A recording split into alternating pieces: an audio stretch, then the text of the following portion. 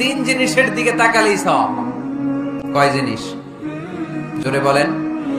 এক নাম্বার আন-নাযার ইলাল মুসহাফ, কোরআনের দিকে তাকালেই সওয়াব, পড়া লাগবে না, পড়লে তো সওয়াব আছে, তাকানো মাত্রই।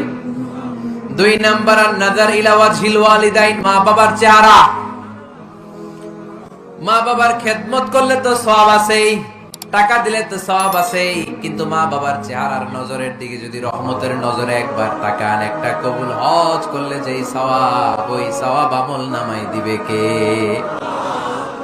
তিনবার বললেন আল্লাহ রাসূল এই মায়ের কথা। কয়বার?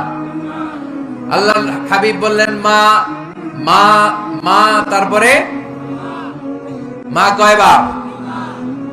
বাবা কয়বার? তার মানে ইসলাম মাকে দিয়েছে স্বর্ণ পদক, ইসলাম মাকে দিয়েছে রৌপ্য পদক, ইসলাম মাকে দিয়েছে ব্রোঞ্জ পদক, বাবাকে দিয়েছে